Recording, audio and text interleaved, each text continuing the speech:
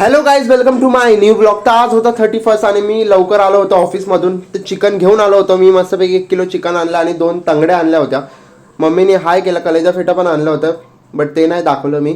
तर आता आपलं सगळं सामान आपण घेतलंय, जे जे चिकन तंदुरी आम्ही बनवणार आहे, जे त्याला लागतं ते. तर मम्मीने आता मस्तपैकी आपल्या तंगड्यांना वार करून घेतले चिकनच्या. आणि आता आम्ही त्याच्यात टाकतो आलं आणि लसूणचं पेस्ट. तर मस्त आलं आणि लसूणचं पेस्ट आपण हे करू. आणि आता आपण टाकतोय दही.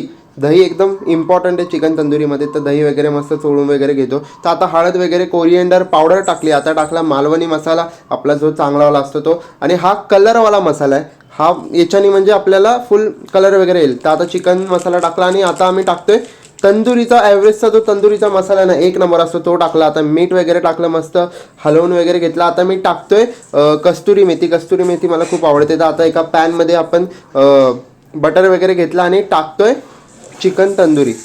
चिकन तंदुरी त्याच्यामध्ये टाकलं, मस्त तेल वगैरे पण टाकलं आहे मी.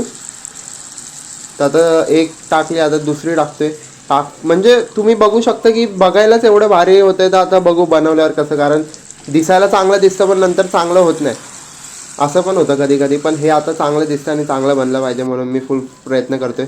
तर आता आपण याला झाकून ठेवू शिजण्यासाठी. तर आम्ही आता कुकरमध्ये लावतो.